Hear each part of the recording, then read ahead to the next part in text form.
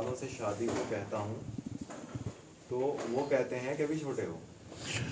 अच्छा, किसी बच्चे का ये सवाल है, जवान होने के बाद वो शादी के लिए अपने घर वालों को कहता है तो वो कहते हैं कि तुम अभी छोटे हो, तो भाई छुप के शादी कर लेनी चाहिए आपको। आपके लिए तो आखिरत है। अभी तो आया ये कि अल्लाह की जो इताअत है उसमें किसी और की इताअत नहीं आ सकती। आप छुप के शादी कर लो, जब टाइम आएगा बता देना, लेकिन बता देना जल्दी, जिससे कि और किसी किस्म की कोई परेशानियाँ खड़ी ना हो। फिर तो इंशाल्लाह सब एक्सेप्ट कर लेते हैं। मसाजिदों के अंदर नमाज के अलावा जो माशरे के अंदर बात चल रही है किसी का तबार से अच्छी, वो बात कर सकते हैं या नहीं? इनका सवाल यह है कि मस्जिदों में इबादत के अलावा क्या माशरे की बात कर सकते हैं? बिल्कुल कर सकते हैं भाई। आप शरीयत के दायरे में रहते हैं। हालात हाज़रा पे नबी अकरम सल्लल्लाहु अलैहि वसल्लम के जितने खुतबे थे वो हालात हाज़रा पे होते थे। तमाम मीटिंग्स वहाँ होती थी, यहाँ तक के तीर अंदाजी के जो मुकाबले हुए वो भी मस्जिद नबवी के आंगन में हुए। कोई ऐसा काम नहीं था। वहाँ से वफ़द जाते थे, जो जिहाद के लिए लोग जाते थे उनके वफ़द जो है वो मस्जिद नबवी से जाते थे। तमाम मशवरे, तमाम सारे मामला दीन के वो वहीं मशवरे होते थे सारे मस्जिद नबवी में। तो बिल्कुल, लेकिन ये ना हो कि आप शोर मचाएं, गाली गलौज करें। तरीक़े से संजीदगी से अगर आप ईमान को सामने रख के शरीयत के मुतालिक कोई बातचीत करते हैं, कोई हरज नहीं है। बिल्कुल। मैं ग्रेजुएट हूँ और मेरे पास थोड़े पैसे हैं, क्या मैं उनसे बिजनेस कर सकता हूँ? इनका सवाल यह है, ग्रेजुएशन इन्होंने कर ली, इनके पास पैसे थोड़े हैं, तो क्या उससे बिजनेस करें? हाँ बिल्कुल कर सकते हैं। अगर आपके घर वालों को ज़रूरत है आपकी तो बिल्कुल, लेकिन अगर घर वालों को ज़रूरत नहीं है तो इन पैसों को फिर अपनी एजुकेशन पे लगाओ। अब ग्रेजुएशन के बाद जो आपको नौकरी 20,000 की मिलेगी, वो पोस्ट ग्रेजुएशन के बाद वही नौकरी 60,000 की हो जाएगी। आप अपनी कैरेक्टर बिल्डिंग पे, अपने कपड़ों पे, अपने जो बॉडी है और अपनी जो एजुकेशन है उस पर पैसा खर्च कर लो। ये इंशाल्लाह दूध की तरह आपको मिल जाएगा वापस, गारंटी है ये। लेकिन अगर घर वालों को ज़रूरत है तो फिर आपको कुछ ना कुछ हल्का फुल्का बिजनेस शुरू कर देना चाहिए। शादियों में बड़े लोगों के लिए टेबल अलग लगवाना क्या ठीक है? इनका सवाल ये, शादियों में बड़े लोगों के लिए टेबल लगवा दी जाती है, क्या ये ठीक है? हाँ, कोई हरज भी नहीं है भाई। जिनको आपने बुलाया उनके स्टेटस के हिसाब से, उनके प्रोटोकॉल के हिसाब से मेरे नज़दीक तो कोई हरज है नहीं। लेकिन अखलाकी तौर पे अच्छा नहीं लगता, जो आम लोग होते हैं उन्हें अजीब सा लगता है, तो बचें तो ज़्यादा बेहतर है। लेकिन सुन्नत से ये भी मिलता है कि नबी अकरम सल्लल्लाहु अलैहि वसल्लम ने जो बाहर के वफ़द आते थे, बाहर के जो लोग आते थे, उनके लिए कपड़े अपने अलग रख रखे थे। मतलब कुछ बेहतर कपड़े पहन के आते थे उनके सामने। आम साहबा के सामने जो थे वो आम कपड़े होते थे, लेकिन जो वफ़द आते थे बाहर के, उनके सामने थोड़ा सा जीनत वाला लिबास इस तरह का। मतलब ये, इसमें कोई हरज नहीं है कि सामने वाले के लेवल के हिसाब से अगर आप बात करो तो कोई हरज नहीं है। एक हज़रत का कहना यह है कि अत्तहियात की अगर आधे से ज़्यादा अगर आप अत्तहियात पूरी कर लें और हवा खारिज हो जाए तो नमाज हो जाएगी, क्या ऐसा सही है? आधे से ज़्यादा तैयात पूरी होने पे हवा खारिज हो जाए तो क्या नमाज हो जाएगी? भाई कैसे हो जाएगी? तैयात ही पूरी नहीं हुई जो फ़राइज़ में से है। नमाज के जो फ़र्ज़ है ना उनमें से तैयात है, जब आपकी वो पूरी नहीं तो नमाज नहीं हुई आपकी। तैयात पूरी हो जाए, उसमें आप इमाम साहब के पीछे हो तो आप इमाम के ताबे हो, तब भी नहीं हुई आपकी। अगर अपनी नमाज में फ़ौरन सलाम फेर दो, हो गई। क्योंकि हनफी मसलक में दुरूद शरीफ जो है वो पढ़ना ज़रूरी नहीं है, मतलब फ़र्ज़ में नहीं है, वाजिबात में से नहीं है, सुन्नत है। अगर आपने पहले सलाम फेर दिया तैयात के फ़ौरन बाद आपको लग रहा है कि मेरा गैस खारिज हो जाएगी, सलाम फेर दो, इंशाल्लाह नमाज हो गई आपकी। सलाम फेरना भी फ़र्ज़ हैं? सलाम फेरना भी फ़र्ज़ है। सलाम फेरना भी फ़र्ज़ है, बिल्कुल। सलाम के बिना तो नमाज से ही निकलते आप, कब तक बैठे रहोगे? हाँ, खुला की इद्दत में और हलाले की इद्दत में फ़र्क है। इनका सवाल ये है, खुला की इद्दत में और हलाले की इद्दत में फ़र्क है? हाँ भाई फ़र्क है। खुला की इद्दत 1 महीना है। ये है, कर्ज में ली गई रकम को बढ़ाकर देना क्या जायज़ है? क्योंकि जब रकम ली उस वक्त पैसे की कीमत क्या थी, अब ज़्यादा है। इनका सवाल ये है कि किसी से कर्ज लिया, कई साल हो गए, कीमत उस टाइम कम थी, अब ये बढ़ा के देना चाहते हैं, तो ये ब्याज तो नहीं होगा, बढ़ा के देना ठीक है, बिल्कुल ठीक है भाई। और ये नबी की सुन्नत है। ऐसा भी हुआ कि नबी अकरम सल्लल्लाहु अलैहि वसल्लम ने किसी से उधार पैसे लिए और उसे माल को थोड़ा सा बढ़ा के दिया अपनी खुशी से। तय ना हो, अगर आपने तय कर लिया फिर ये ब्याज हो जाएगा। अगर आप अपनी खुशी से किसी से 10,000 आपने लिए 3 साल पहले और आपका दिल चाह रहा कि यार उस टाइम सोना जो है वो 40,000 था, 50,000 है, मैं इसे 2,000 बढ़ा के दे दूँ, तो बिल्कुल ये तो आपकी मतलब एक खुश दिली की बात है और वक़ार की बात है एक हिसाब से। तो सोने के रेट के हिसाब से नहीं तय होगा। नहीं, ये तो मैंने मिसाल दिया आपको, ये तो आपके अपने जहन के हिसाब से तय होगी। आप 15,000 दे दो 10 के। अल्लाह ने आपको अगर नमाज दिया, उस टाइम आपको लगे कि मेरे काम आया उस वक्त बुरे वक्त में। देखो एहसान मानना नबी की सुन्नत है। हुज़ूर सल्लल्लाहु अलैहि वसल्लम कितने खुददार थे। उसके बाद तमाम ये कहा गया अबू बकर सिद्दीक़ रज़ी अल्लाह ताला अन्हु के बारे में कि मैंने सबके एहसान उतार दिया, अबू बकर का एहसान नहीं उतार पाया मैं। तो एहसान मानते थे। हुजूर ने फरमाया जो बंदों का एहसान नहीं मानता वो अल्लाह का भी एहसान नहीं मानता। तो ये आपके लिए ज़रूरी है कि अगर आप किसी से उधार लें तो उसे अबलाइज ज़रूर करें। साथ में कोई तोहफ़ा दे दें, कोई घड़ी दे दें, कोई मोबाइल दे दें। आपने उससे पैसे लिए, नहीं देते कोई गुनाह नहीं। वो डिमांड करे तो गड़बड़, उसके लिए फिर वो ब्याज है। हाँ जी। किसी साहब का सवाल है कि उन्होंने अपनी बेटी को अपने भाई को दी थी वो, हाँ, लेकिन जब उनके भी बच्चे थे तो जब बड़ी हुई तो उनकी उसने देखा कि वो मैं अपनी बच्ची को लेके कि उनकी तरबियत में थोड़ी कमी आ रही, क्या वो अपनी बच्ची को वापस ले सकता है? नहीं। इनका सवाल ये है, अपने भाई को गोद दे दी बच्ची, उनके अपने बच्चे भी हैं, अब वो अपनी बच्ची वापस लेना चाहते हैं किसी वजह से कि उन्हें लग रहा है कि वहाँ ठीक नहीं रहेगी बच्ची, तो क्या जायज़ है? भाई देखो, हुजूर ने तो फरमाया तोहफ़ा दे के वापस ना लो। तोहफ़ा दे के वापस लेने वाले की मिसाल हुजूर ने ऐसे दी जैसे कुत्ता कह करके चाट लेता है। लेकिन जो दूसरा पहलू आप कह रहे हैं कि वो तरबियत सही नहीं कर पाएंगे उसकी, और देख रहे हैं कि हालात अच्छे नहीं हैं वहाँ पे, तो फिर वो अपने सिचुएशन के हिसाब से फैसला करें। उनकी बच्ची है, उनके ऊपर ज़्यादा है हिसाब उन्हें देना उसका, तो अगर उन्हें लगता है तरबियत सही नहीं होगी तो फिर वापस ले सकते। किसी साहब का सवाल है कि उनके इलाके में बहुत ज़्यादा बर्फ़ गिरती है, तो क्या वो जनाबत के बाद गुस्ल की जगह तयम्मुम करके फजरी नमाज़ पढ़ सकते हैं? इनका सवाल यह है, कोई बर्फ़बारी का इलाका है, वहाँ जनाबत का गुस्ल सुबह को अगर वो सिर्फ तयम्मुम करके फजर पढ़ लें तो क्या ठीक रहेगा? ना भाई, इंतज़ाम अगर बर्फ़ गर्म पानी का है वहाँ पे तो फिर नहा के वो करना पड़ेगा। किसी की बहुत ही मजबूरी हो कि पानी अवेलेबल नहीं है गर्म, और अगर उन्होंने ठंडे पानी से नहा लिए तो वो उनकी डेथ हो जाएगी। तो कुरान ने कहा अपने आप को हलाकत में न डालो। एक साहबी का ऐसे ही वाक़या हुआ कि वो सफ़र में थे और किसी ऐसे इलाके में पहुँच गए जैसे आप बहुत ठंडे इलाके में, वहाँ पानी का गर्म का इंतज़ाम नहीं था।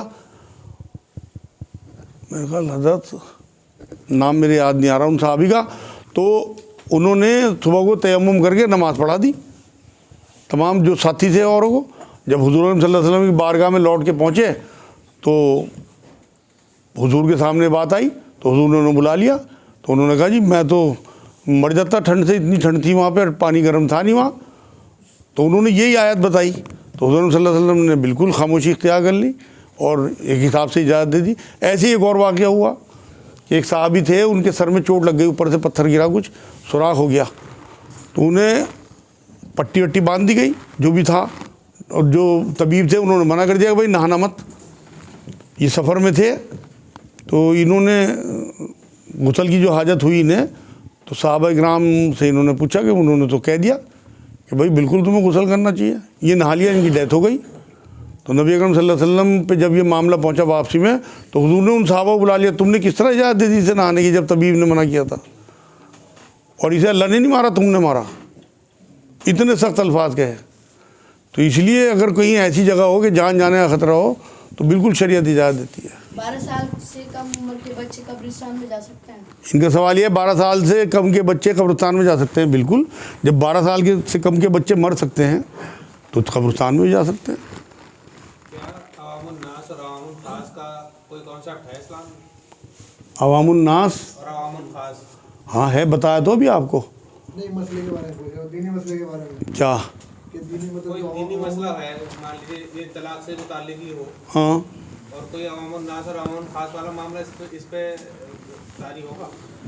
पकड़ होगी ऐसे कहने वालों को। इनका सवाल यह है कि दीनी मामलों में अवामुन्नास अवामुल खास का कोई मामला है क्या? नबी अकरम सल्लल्लाहु अलैहि वसल्लम ने एक बार एक मामला आया, फ़ातिमा नाम की लेडी ने चोरी कर ली और किसी बहुत बड़े कबीले की मतलब फ़र्द थी वो, तो उस कबीले के लोग इकट्ठे होकर पहुंच गए और हुज़ूर सल्लल्लाहु अलैहि वसल्लम के पास हज़रत शायद उसामा को भेजा, उसामा बिन ज़ैद रज़ियल्लाहु ताला अन्हु। तो हुज़ूर मतलब जलाल में आ गए, कहने लगे अगर इसकी जगह फ़ातिमा बिनते मोहम्मद भी होती उसके भी हाथ कटवा देता। तो ख़ास और आम का तो मसला ही नहीं है दीनी मामलों में। जो बच्चों का टिकट करना है और माँ बाप का वो नहीं है, तो क्या उनके लिए पहले माँ बाप को करना पड़ेगा। इनका सवाल ये है बच्चों का करना माँ बाप का वो नहीं है क्या ज़रूरी है पहले माँ बाप का करें? नहीं भाई, कोई ज़रूरी नहीं है। अगर आपकी हैसियत है तो माँ बाप का भी कर लें, बच्चों के साथ ही कर लें, बच्चों के बाद कर लें, लेकिन बच्चों का अकीका करें अगर आपकी हैसियत है, क्योंकि हुजूर ने फरमाया हर बच्चा गिरवी है अकीके की एवज़। किसी शख्स ने अपनी अहलिया को तलाक दे दी और उसने औरत ने इद्दत नहीं करी और उसी हालत में दूसरे से शादी कर दी, निकाह किया, तो क्या निकाह हो जाएगा? इनका सवाल ये है औरत को तलाक हुई, उसने इद्दत नहीं की बल्कि दूसरा निकाह कर लिया, इद्दत करने की बजाय क्या निकाह हो जाएगा? बिल्कुल नहीं होगा भाई, हरामकारी है, क्योंकि कुरान ये कहता है इद्दत की मुद्दत में निकाह नहीं है। इंश्योरेंस यहाँ पे हमारे यहाँ हलाल है कि नहीं है, जायज़ है, जबकि अरब ममालिक में सब जगह जायज़ है। इनका सवाल यह है कि अरब ममालिक में इंश्योरेंस जायज़ है क्या हमारे यहाँ भी जायज़ है? भाई जो इंश्योरेंस आपके वन टाइम पेमेंट के होना वो तो जायज़ है, या जो गवर्नमेंट की तरफ से मजबूरी के हैं वो भी जायज़ है, लेकिन आपकी चॉइस के हिसाब से आप अपना लाइफ इंश्योरेंस कराएं वो जायज़ नहीं है। लाइफ इंश्योरेंस को छोड़ दें, अगर ये प्रॉपर्टी को लेके जैसे आजकल हो रहा है कि दुकानें देखी कि भाई ने देख लिया उन्होंने, हाँ यही मैं जवाब दे रहा आपको, ये वन टाइम पेमेंट होती है, इसका आपको वापस नहीं मिलता, तो ये बिल्कुल जायज़ है जिस हालात में आप रह रहे हैं, सिचुएशन के हिसाब से फैसला होगा इसका, तो बिल्कुल जायज़ है। आप मेडिकल का करा लें अपना, उसका भी जायज़ है। ये जो प्रॉपर्टी वगैरह का आप पूछ रहे हैं या व्हीकल का है, कारों का, इसका मोटरसाइकिल वगैरह का है, तो ये सब जायज़ हैं बिल्कुल, क्योंकि उनके बिना आप आगे बढ़ ही नहीं सकते। जैसे जहाज़ में आप जा रहे हैं, हज में जा रहे हैं, तो वहाँ सब अब बीमा होता है, सब वो सब बीमे जायज़ हैं। क्या बोली की कमेटी जो लगाते हैं उसको जायज़ है? इनका सवाल है क्या बोली की कमेटी जायज़ है? बिल्कुल जायज़ नहीं है भाई, हराम है बिल्कुल। सिर्फ कुर्रा कुरान से साबित है, हदीसों से भी साबित है, कुर्रे की कमेटी जायज़ है। कुर्रा नबी अकरम सल्लल्लाहु अलैहि वसल्लम जब कहीं सफ़र पे जाते थे तो अपनी बीवियों के लिए कुर्रा डालते थे कि किसे साथ लेके जाना है, तो ये हदीस से साबित हो गया।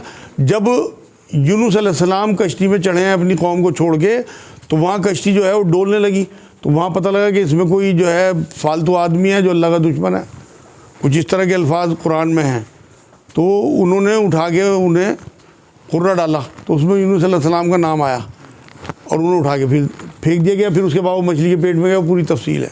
तो कुरान से भी साबित है कुर्रा और हदीस से भी साबित है, लेकिन बोली की कमेटी हराम है बिल्कुल।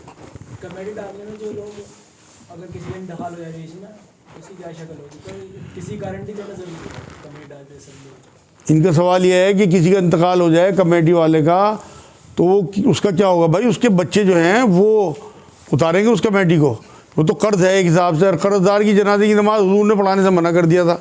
उनके बच्चों को चाहिए, और जिसने कमेटी डाली हो वो पूरी वजाहत के साथ या तो लिख के या अपने बच्चों को गवाह बना के कि मैं कमेटी डाल रहा हूँ, इतने रुपए महीने की कमेटी है, जब आ जाए मैंने ले चुका कमेटी, अभी इनकी 17 कमेटियाँ बाकी हैं, अगर मुझे कुछ हो जाए तो तुम लोग देना। ये असल में ये तो जब हमारा दीनदारी का जहन होगा ना, तो हम एक एक चीज़ में एहतियात करेंगे, मागज़दारी का ख्याल रखेंगे, लेकिन जिस तरह की ज़िंदगी हम जी रहे बेबहरा हो गए, हमें परवाही नहीं है आखिरत की कि वहाँ कुछ होगा, हिसाब किताब भी होगा। जैसे इलेक्शन करीब है, तो जो इलेक्शन खड़े उन्होंने इतने बड़े बड़े वो अपने बनवा दिए, लगा रखे, तो इनका सवाल यह है कि इलेक्शन के लिए इतने बड़े बड़े जो पोस्टर वो बना रखे हैं, इनमें कोई, ये तो एक सिस्टम का हिस्सा है, बिना इसके काम नहीं चलता। मकसद नीयत सही होनी चाहिए, अपने आप को नुमाया करना नीयत ना हो, ड्रामेबाजी नीयत ना हो। अगर आप मुआशरे के लिए इलेक्शन में खड़े हो रहे हैं, जीत के आप गरीबों के काम आना चाहते हैं, तो आपको मिसाल दूँ मैं यूसुफ अलैहिस्सलाम की। उन्होंने एक बादशाह से कह के खुद फूड मिनिस्ट्री ली थी, कुरान में जिक्र है कि मुझे आप फूड मिनिस्टर बना दो और मुझे तजुर्बा है इसका, और उन्होंने बहुत काम भी किया। फिर मतलब कितना मिस्र में उस टाइम अनाज बटा, आपको अंदाज़ा भी नहीं उस वक्त का। जब कुरान में आप तफसीर पढ़ोगे उस पूरे वाक़े की, तो मिनिस्ट्री उन्होंने खुद कह के ली। तो सियासत बुरी नहीं है, लेकिन गंदी सियासत बुरी है कि आपके जहन में सिर्फ ये हो कि मैं अपना घर भर लूँ, गरीबों का खून चूस लूँ। अगर आप गरीबों के काम आना चाहते हैं, मजलूमों के, महरूमों के, तो कोई हरज नहीं है बिल्कुल सियासत में आने में। इस्लाम में बांदियों का क्या कॉन्सेप्ट रहा है? इनका सवाल यह है इस्लाम में बांदियों का क्या कॉन्सेप्ट रहा? पहले तो टाइम देख लो भाई। हाँ बस ये आखिरी सवाल है भाई, और इंशाल्लाह फिर अगले हफ्ते करेंगे। देखो जी, जिस टाइम जंगें हुई हैं तो नबी अकरम सल्लल्लाहु अलैहि वसल्लम की एक हदीस सुनो। हुजूर ने फरमाया कि मेरी लिए अल्लाह रब्बुल इज़्ज़त ने 5 चीज़ें खुसूसियत में कर दी हैं, उनमें एक माल गनीमत भी है। 5 मैं किसी दिन इंशाल्लाह तफसील से बता दूंगा आपको। जैसे पूरी ज़मीन मस्जिद कर दी, लेकिन उनमें एक ये है कि माल गनीमत को हलाल कर दिया गया। पहले जो उम्मतों में माल गनीमत आता था तो एक मैदान में रख दिया जाता था और उसे ऊपर से आग आती है और वो उसे भस्म कर देती थी, यही कबूलियत की निशानी होती थी। लेकिन हुजूर के लिए, उनकी उम्मत के लिए माल गनीमत हलाल कर दिया गया। माल गनीमत में जो औरतें आती थी दुश्मनों की, उन्हें माल गनीमत की तरह बांट दिया जाता था, मतलब वो बीवियों की तरह रहती थी। एक हिसाब से उनका मामला गवर्नमेंट ने उन्हें उनके निकाह में दे दिया। भैया वो कबूल नहीं होता था क्योंकि वो तो मतलब वहाँ से माल गनीमत के तौर पे आई, तो उन्हें बांधिए कहा जाता था। इस ज़माने में कोई इस तरह का माल गनीमत का तसव्वुर नहीं है जंगों का, तो इसलिए कोई बांदियों का तसव्वुर नहीं है। ये है वो बांदियों का तसव्वुर, लेकिन ये बंद नहीं किया गया। आगे क़यामत तक कितनी जंगें होनी, कितने जिहाद होने, कितने माल गनीमत आने, उसके बाद फिर दोबारा से बांदियों का कॉन्सेप्ट शुरू हो जाए, तो इसलिए बंद नहीं किया गया। लेकिन इस दौर में बिल्कुल बांदियों का कोई कॉन्सेप्ट नहीं है, कहीं भी इस तरह की जंगें नहीं हो रही कि आप औरतों को मर्दों को कैद करके उन्हें गुलाम या बांदिए बना लें। वमा अलैना इल्लल बलाग। इंशाअल्लाह बाकी अगले हफ्ते सब लोग खाना साथ खा के जाएंगे इंशाअल्लाह।